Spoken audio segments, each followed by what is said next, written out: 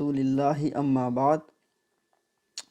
So inshallah our today's session is basically a continuation of our previous session. If you recall that last time we discussed that as a caller to Islam, as a da'i ilallah, our main message is that we are calling mankind to the worship of one true God. Now when you convey this message, there are obviously few possible responses. One is that the other person sees that what you are saying it makes sense and he wants to know more. In that case, inshallah, what should be our next step? We'll discuss that in future. But today we are discussing the outcome which happens a lot of time, that when you convey this message, people are going to raise certain objections or they will ask you certain questions. So basically in today's session, inshallah, we will first of all put all of those possible questions or objections in the main categories, and then we'll discuss inshallah those categories one by one. Okay, let's move on.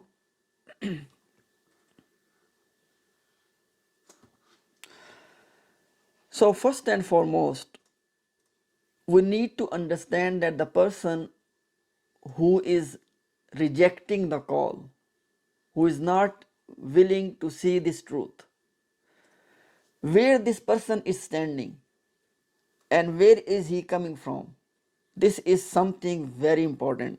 Why? Because right diagnosis is very important. Only then you can have a fruitful discussion. For example, the person in front of you, he might be rejecting this message because he is, let's suppose, an atheist, and you are discussing with this person arguments about why God is one, why Trinity is false, and so on and so forth. Now you can understand that this discussion is not going to make much sense because this person does not believe in God in the first place. So this is what I mean by this starting point, which is the key. I call it the key of a fruitful discussion, that you understand the mindset and the worldview of the other person. Okay, you are basically acting, or you are supposed to be, behaving like a doctor, a spiritual doctor, who want to diagnose the proper problem, the spiritual problem, that why this person is not willing to worship Allah subhanahu wa ta'ala, and then you can suggest some cure. Okay, so now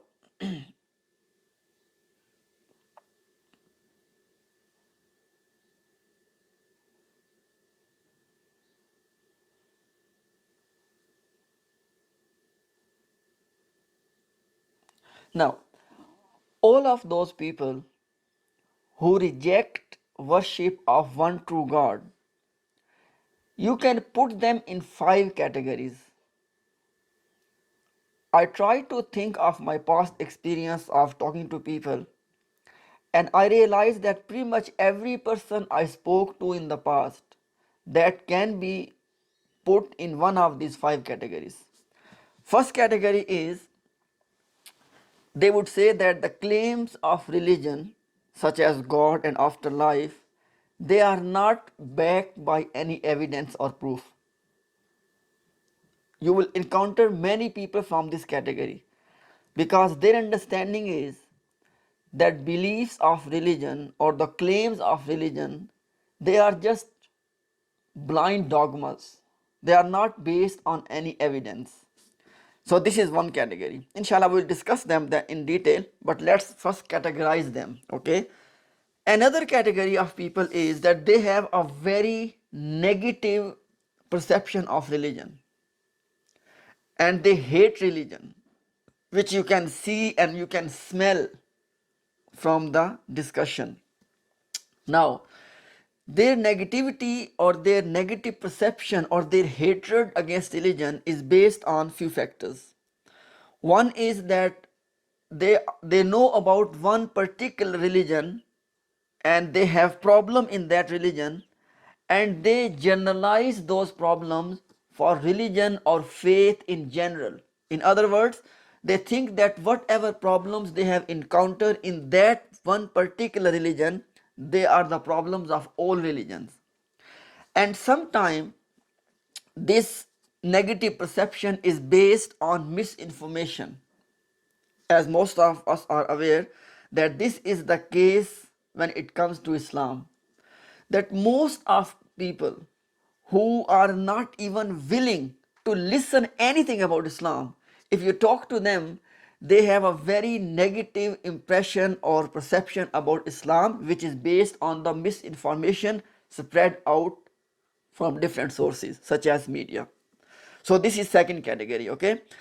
Another third category is that you will encounter some people, they are angry with God. I know that it may sound a bit strange to your ears, but yes, it is the case sometimes that when you talk to people, you can see that this person is really having this anger against God, and this anger is based in one of these two things. It's either the problem of evil. Inshallah, we will discuss that what is the problem of evil. In a nutshell, they say that how can there be a loving God and when we have all of these sufferings and evils on our planet Earth? Okay, and sometimes they have negative experiences in their life. For example, they lost their child, they lost any of their loved ones, or they are struggling financially, or in any other area of life, and they used to be a believer in any of the religions, and they used to pray to God to help them, but they felt that God is not helping them when they were in need of his help. And from this point onward, they started to develop this animosity, this hatred against God and religion. And then number four, the fourth category, that sometime when you talk to people, you realize that they are just content with their life. And they would clearly say that I have not thought about these issues. For example, I have not thought about if there is a God or there isn't a God. I have not thought about if there's afterlife or there isn't afterlife. So basically, they never take these things serious, or at least they portray themselves as they have never taken these things seriously. And the root cause in this category, category number 4, is that they do not properly understand the importance of religion in one's life. They don't understand this. Okay, so this is the fourth category. Another fifth category is that you encounter people, they already belong to any faith, and they think and they believe that Islam, what you are calling them to, it opposes their religion. For example, in the case of Christianity, if somebody is a Christian and he is a staunch practicing Christian, he would think that if I believe in God of Islam, if I believe in God of Islam, and if I believe in the Islamic scripture, then I must say that Jesus did not die on the cross, and that is my central doctrine, that is my central belief. So from this perspective, he is not willing to listen what you have to say. So the reason I mentioned these 5 categories, that this should be your starting point, that when you talk to someone and when you convey him the message and this person is not willing to understand or not willing to engage on that message, then you need to diagnose that in which category is he falling. This is very important, because all of these are basically shackles. He is blinded by these things. He is having these glasses on. He is having this perspective on life. Until and unless you don't address these obstacles, you cannot have a fruitful discussion. As we know that before we say Allah is the true God, we first say La ilaha, that there is no other God, and then we say but Allah. In other words, removing the falsehood, removing the wrong ideologies, removing the wrong concept and addressing these things, that is the starting point. It's not that one person will fall in all of the 5 categories. Somebody may fall in 1 or 2. For example, somebody is angry at religion, but at the same time he says that there is no evidence as well. Okay, so somebody may fall in 1 or 2, in more than 1 categories. Okay, but you need to understand that in which category is he falling, and then you need to address that category. That's what I'm trying to say. Okay, now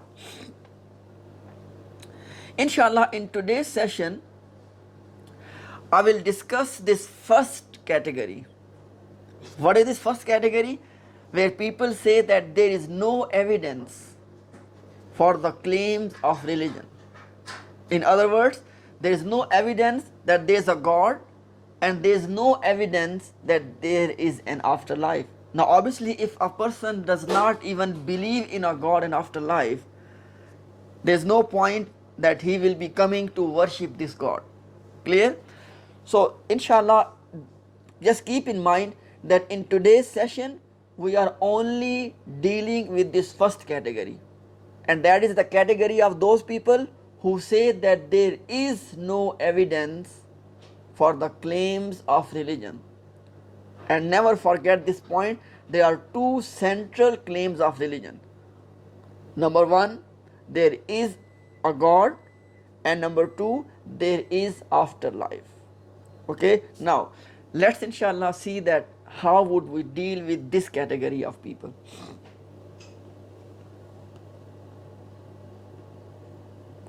First of all, when a person is saying that there is no evidence for God, he is actually saying that there is no scientific evidence for God. Remember this point, because when you talk to these people who say that there is no evidence for the claims of religion, or there is no evidence for God or afterlife, what they are actually saying is that there is no scientific evidence for the claims of religion. Now, if you further dissect this problem, they are actually saying is that I need observable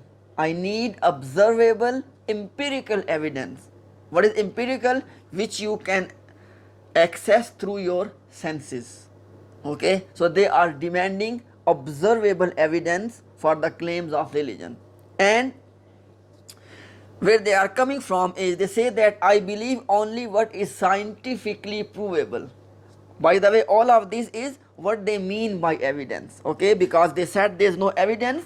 Now we understand that what they mean by evidence is these things. Okay, they say that I believe in only those things which are provable through science. Okay, and sometimes they would say that if God wants me to believe, why is he hiding?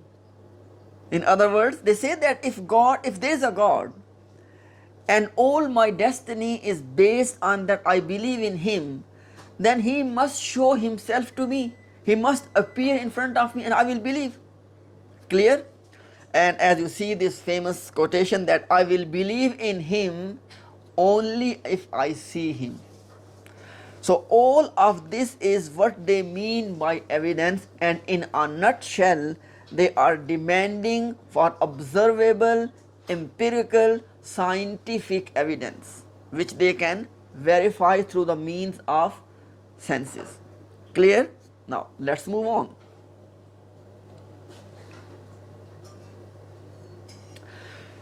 This worldview in which a person believes that I need scientific evidence in order to believe in the claims of religion, Let's understand this worldview a bit more, because the more you understand their worldview, the more you understand where they are coming from, the better you can engage with them in a fruitful discussion. Clear? So, they believe that the only way of acquiring knowledge is the scientific method or observation or empiricism, which means the empirical data, observable data.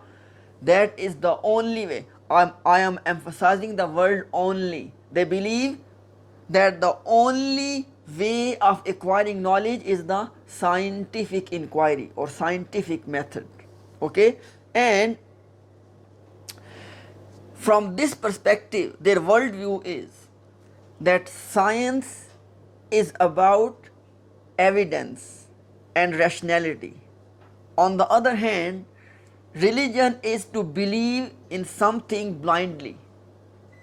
They think or they believe that religion has nothing to do with evidence and rationality, and on the other hand, science is all about evidence and rationality, so I prefer science. Clear? And from this worldview, they believe that science can explain each and every single phenomenon in the nature. Either it can explain it now or eventually in the future. Science will be able to explain everything from a natural processes. So therefore, we do not need, please pay attention, that's the key thing. We do not need any supernatural explanation. Why? Because we can have natural explanation of every single thing in the universe. This is the basically summary of their worldview. Which worldview? The worldview in which people are demanding you evidence, and from evidence they mean scientific evidence. From this scientific evidence point of view, this is the summary of their worldview which you must understand, so you can know that the person I am talking to, he is coming or he is behaving from this paradigm. Clear? Now let's deal with this paradigm now. So our principal response, or you can say the summary of our response to these people or to this category of people is in these 5 points.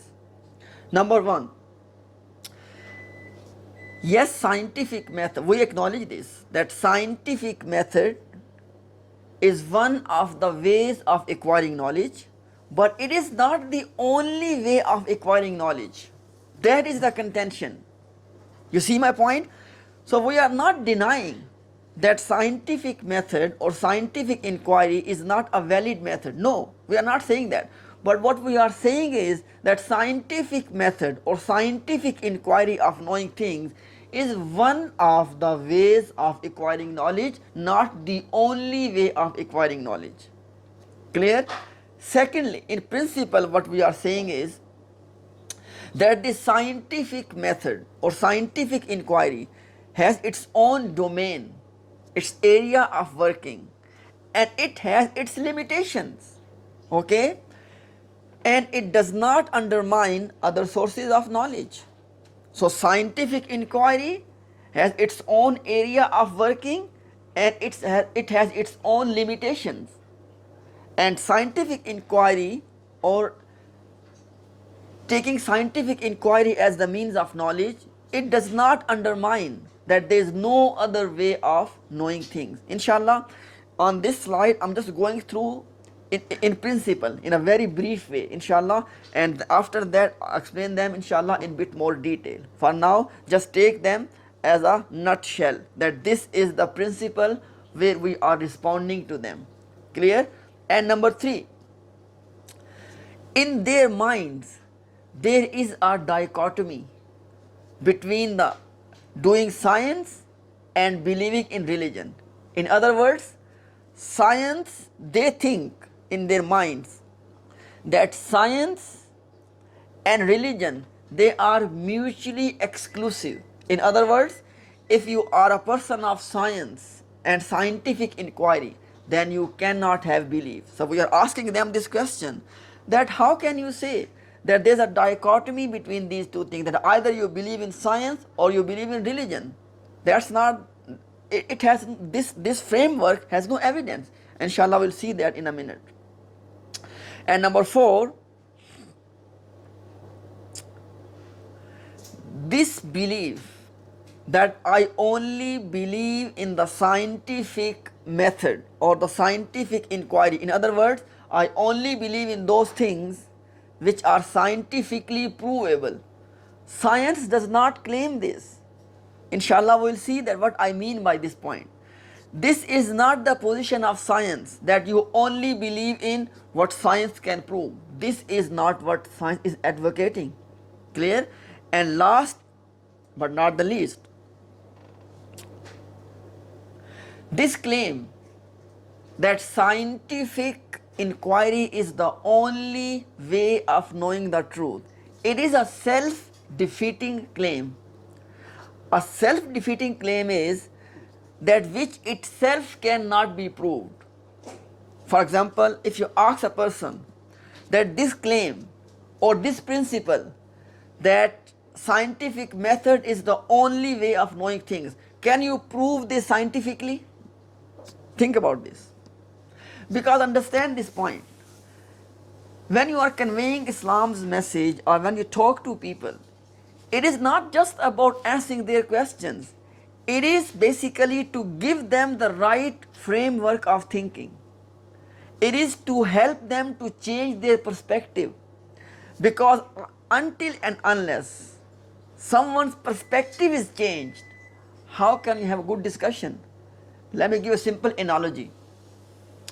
If I am wearing glasses and they are tinted green, okay, and the other person is wearing glasses which are tinted yellow. Now there are two ways. Either I remove his glasses so he can see the reality, or I give him my glasses so he can see the reality as I am seeing.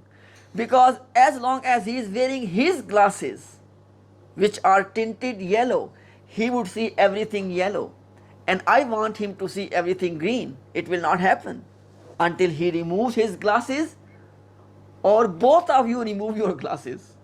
Clear? So this is what I mean by giving them the right perspective. Clear?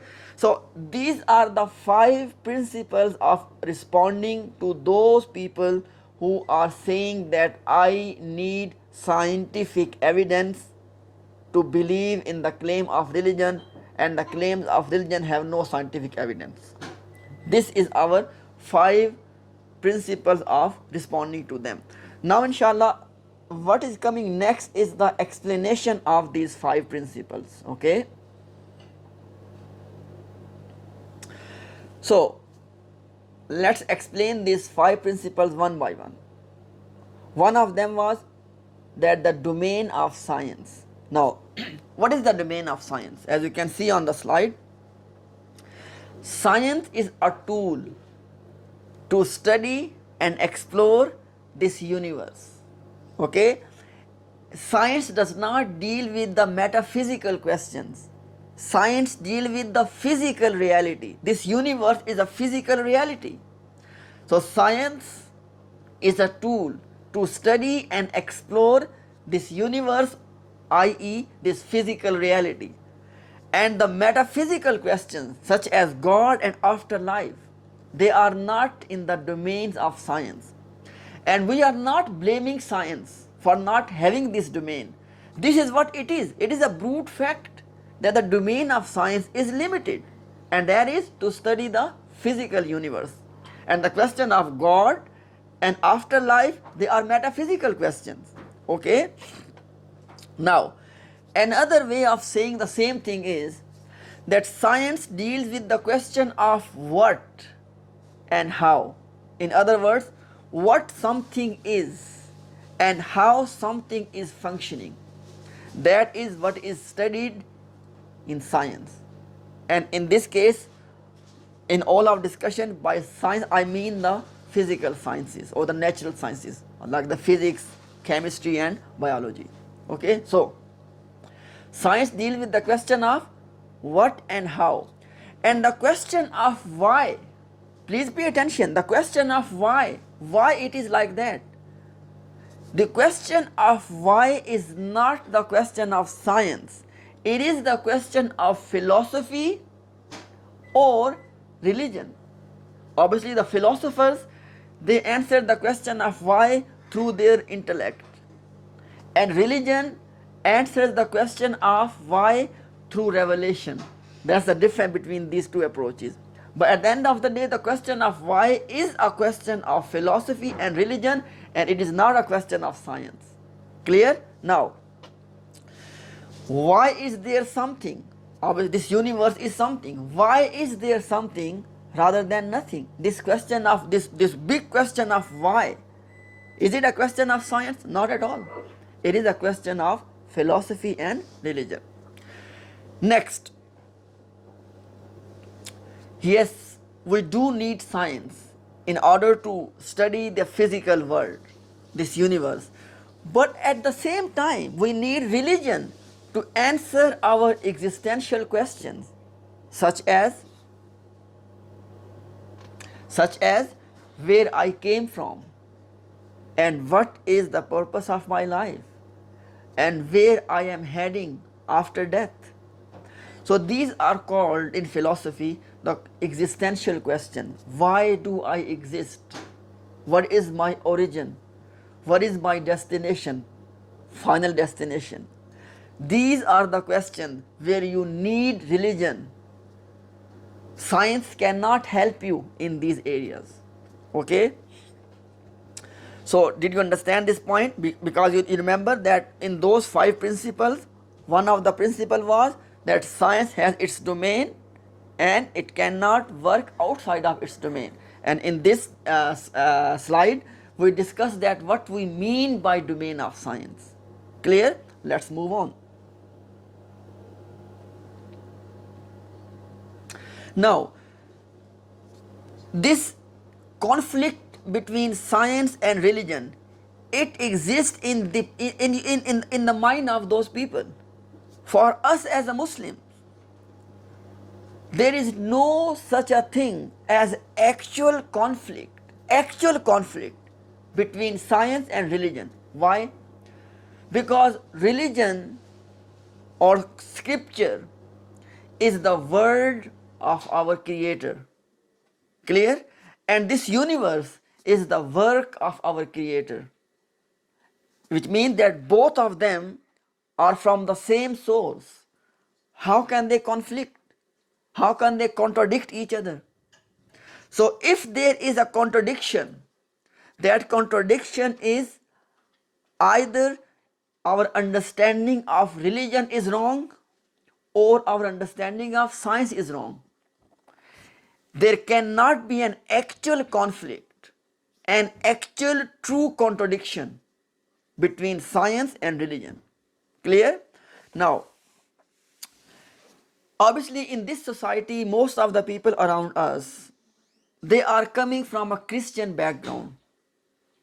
And in Christianity, there's a long history of religion opposing science and religion persecuting scientists as Galileo, and religion stopping people from thinking critically. This is the history of this religion. But the question is, Islam does not have this baggage. We, either our scripture or our history, they are proving the opposite. Islam, in its history, it has always been pro-science. Our scripture, it invites us for critical thinking. It actually condemns the blind following of something. And it gives us the severe warnings if we are not using the faculties of reason. So we have a completely different tradition. But unfortunately, the person who's having or who's proposing this conflict between science and religion, he's basically basing all of that on the history or on his experience of one particular religion, which is mostly in this culture Christianity. And by the way, I am not criticizing Christianity. This is not my topic. But I'm saying is that these people, when they are proposing this conflict, they do not understand our tradition. They don't understand Islam. So it is my job to make this person, the other person, realize that hang on a second, mister, we do not have this historical baggages of opposing science.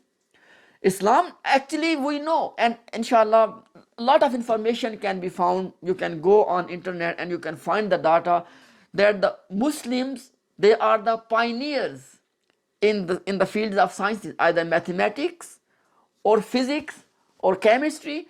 Actually, so much so, look how ironic is that Hassan ibn Haytham, it is the name of a Muslim scientist. He is the one who is basically devising this thing which we call scientific method. That you basically you make certain hypotheses, and then you collect data, and then you check the hypothesis, either it proves or disproves. All of the scientific inquiry or scientific method, Muslims have actually given this word, this scientific method. We have given this word so many scientific discoveries. I can't, because of the limitation of time, I can't go into those details, but you see my point, okay, that please do not propose this conflict between science and religion purely on the basis of your exposure to one religion or few religions. Why? Because Islam is not having that problem. Clear? Let's move on.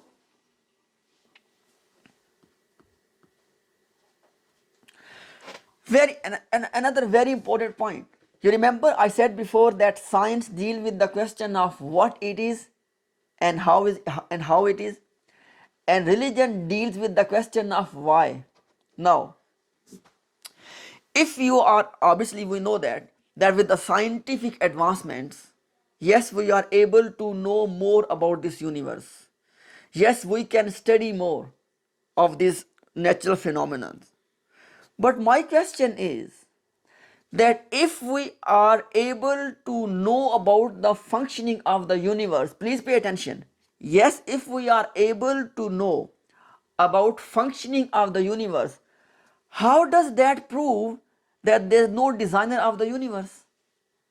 What is the connection between the first premise and the conclusion? Because your premise is that science can help us and science can tell us that how things are working and what things are. The answer for what and how. But my question is, knowing this what and how would this knowledge undermine the question of designer? Let me give you an analogy. Let's suppose that as a child you had been basically watching or looking or seeing a machine at your home. Now obviously as a child you did not know much about the functioning of the machine, and now when you are growing up, now you are able to understand. Now because when you're growing up, you are learning, you are getting education, now you can figure out and you can discover and you can know the functioning of that machine. Now your knowledge of the functioning of the machine, would it prove that no one designed the machine? I mean, think about this. There's no connection between these two. I think you can see my point. Okay, let me give one more analogy. Newton. Yes, we know that the Newton, he discovered the law of gravity. We know that. But my question is, did he discover the law of gravity or did he make the law of gravity? Obviously, he did not make it. He discovered it. My question is, who put the law of gravity in this system? You see my point? So we need to make the other person realize that please do not conflate these two things. That knowing how something is working does not prove in any way, shape or form that no one designed that thing. Clear? Let's move on. Inshallah, we are ending soon, and then inshallah I will take your questions. Now, this claim that believe in only those things which can be proved scientifically, this is not science. Yes, this is not science. Science does not preach, quote unquote, preach this doctrine that you only believe in those things which can be proven scientifically. This is not the position of science, because most of us have studied at least some science either at high school level or even at the college level or at the university level as well. Some people, we know that in every branch of science there is something called axioms or first principles or foundational truths. Those axioms or those first principles, they are just taken for granted. They are just taken as they are, because axiom by definition is something which you cannot prove and which you do not even go to prove. You take those things and then you build on that some other knowledge. One more time, these axioms are foundational truth. You just take them as it is and then you build other knowledge on the top of that. Now, what are some of the axioms, some of the basic or foundational truths which are agreed upon in different branches of science? For example, uniformity of nature. What it means? For example, that if I throw something, because of the law of gravity, that will go down. Clear? It is happening today, and I have this assumption that same thing will happen tomorrow as well or in future as well. Did you get my point? If I hit something, if I have a ball, okay, and I hit the ball against the ball will come back to me. Now, this law of reaction, it will remain as it is. Can I prove this? No. I just assume this. So in physics or in other sciences, they assume that laws of nature. For example, if you throw a coin in the air, it will either be landing on head or tail. It will not just be in zero, that neither head nor tail. It will not happen. But can you prove this? It will not happen? No. You assume this. Why? On the basis of your experience of the past, you assume that, basically in a nutshell, they say in the scientific language, they say that future will behave the same as past. This is an assumption. No one proves this. They assume this and they move on. Clear? Another thing, this world, this universe, it exists outside of my mind. It is not something just in my mind. I'm not dreaming something. I'm not just imagining something. Rather, this world exists outside of my mind. It is real. Science does not prove this. Science takes this as axiom, as assumption, in order to discover the universe. Clear? Likewise, mathematical numbers. Science take them, does not prove them. Mathematical numbers, every branch of science, they are necessary. They have to accept these numbers and the mathematical truth. For example, 1 plus 1 is 2. It's a mathematical truth. Does science prove this? No. They accept this. Even mathematics, the field of mathematics, they accept these mathematical truths like numbers and rules. Okay? They don't prove them because they need something as foundation to start any science. Clear? Laws of logic. If A is equal to B and B is equal to C, hence A is equal to C. We call this logical connections. Can you prove this? No. In no branch of science do you prove this. You take them as axioms, as foundational truths. One more example, causation. Okay, that, for example, Let me give a simple example. If a small child is sitting and you throw a rock, what will be the reaction of child? He would immediately look in the direction of that rock. He would not just say that okay, it was just supposed to happen like that. No, because this child, no one has taught this child any science. He does not know any science. That is how our minds are wired, that we have this causal connection, that if something happens, there has to be a cause. Every effect needs a cause. This causal connection, it is a foundational truth in science. Science needs this, but science cannot prove this. So I think with this example, you can see my point, that this principle that only believe in those things which are scientifically provable, this is not the position of science itself. Because if we take this position, we cannot start any science to begin with. Clear? Now, inshallah, we are soon finishing, maybe inshallah in 5 to 7 minutes. So, limitations of science. It is still the question of scope. Yes, science has its domain, it's working fine. We love science, all of that. But science has limitations. What I mean by this? Look at this example. Can science tell you what is the purpose of your life? Which branch of science can tell you this? Think about this. Yes, science can help you to invent sophisticated gadgets and things which can make your life more comfortable. But can science tell you that how to live a happy life, how to live a peaceful life? Can science tell you this? You need religion for these questions. In order to know the purpose of your life, or in order to know that how to live a happy life, you cannot rely on science, because that's not domain of science. Science has its limitation. It is the domain of religion. Okay. Likewise, our human beings, we are not just mind. We are driven by our emotions of love, empathy, compassion. Can science explain for me all of this? For example, when I say to my mother, Mom, I love you, can you put this statement in a lab and analyze this statement? No.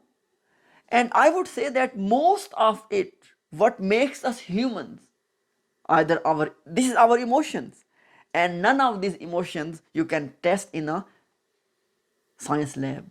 Okay. Now, one more point. We make all the time moral choices. We consider things as good and evil. Can science give you any criterion to decide that what is good and what is evil, and which one should I go for, and why should I avoid the evil, and why should I go for the good? I know at this point they have one counter, you can say, objection.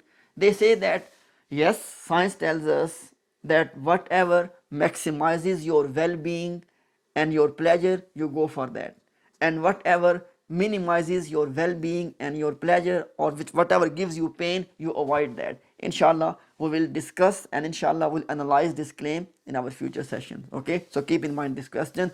So this is the limitation of science. So you cannot just rely on science, you need religion for these important questions. Clear? Now, inshallah, last point. Last point is that there's a very serious critique of the scientific method. You know why? Primarily on one basis. Primarily. What is that? There is a problem of induction. Because the main tool, please pay attention, the main tool of scientific inquiry is induction. What is induction? That you observe data. For example, let me give you an example. Let's suppose that you are doing a research regarding the color of sheep, and you have started to observe sheep. First sheep you observe was white, second sheep you observe was white, and you keep observing the sheep, so much so that you have a sample of 100 sheep, and all of them happen to be white. Now, after this, from a scientific point of view, you are right to say, or you are right to conclude, that all sheep are white. Is that right? But it is always a possibility of future observation.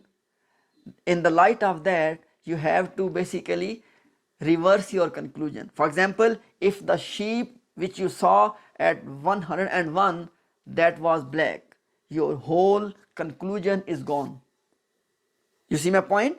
So this is called induction. So what is induction? That from limited observations you make a general conclusion, as example of observing the 100 white sheep and then concluding in general terms that sheep are white. This is called the problem of induction, and it is, once again, it is not to blame science. That's the nature of science. Okay, that's how it works. So you cannot take something, now please pay attention, how can you take something as a criterion, as a yardstick to measure everything in life, while this yardstick itself can never give you knowledge of certainty? Why? Because scientific conclusions are always changeable. Okay, now that is second point, exactly what I discussed here, that the changing nature of science.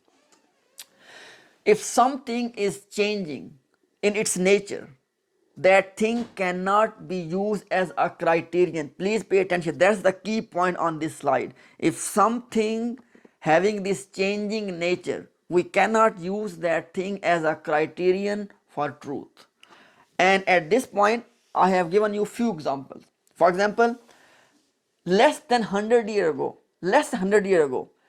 it was almost consensus. Please pay attention, it was almost consensus in the scientific world, and this thing was called static state theory, which simply means that this universe has no beginning, it is eternal. This was consensus. Is it the case today, 100 years later? Not at all. Today it is the opposite consensus, that our universe came into existence. It is not eternal. As we know, the Big Bang model or M theory or string theory, even though, yes, we know that there is still disagreement about how this universe came into being. But one thing is with consensus, that this universe which we are living in, it is not eternal, it came into existence. It is almost no, you see, so 100 years ago the consensus was universe is eternal, and today the opposite.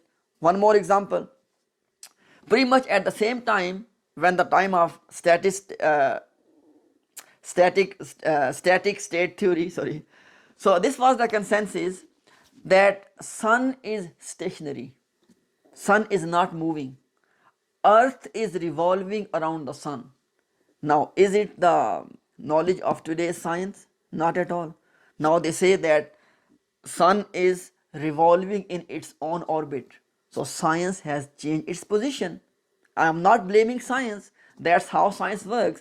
But what I'm saying is that this kind of phenomenon, science, which has this changing nature, cannot be used as a yardstick, or actually the only yardstick to know the truth. Okay, and last point in this regard is, as you know, that Newtonian physics, the principles of Newtonian physics, they were challenged in the Einstein era, and now we are living in the era of quantum physics or quantum mechanics, and now quantum mechanics has challenged the basic foundations of Einstein physics. You see, so Newton's physics was working in its time.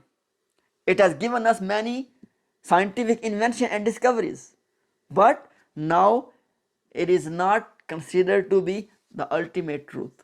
So in a bottom line on this slide, what I'm trying to say is, science is changing, it has problem of induction, so it cannot be used as a criterion, as a yardstick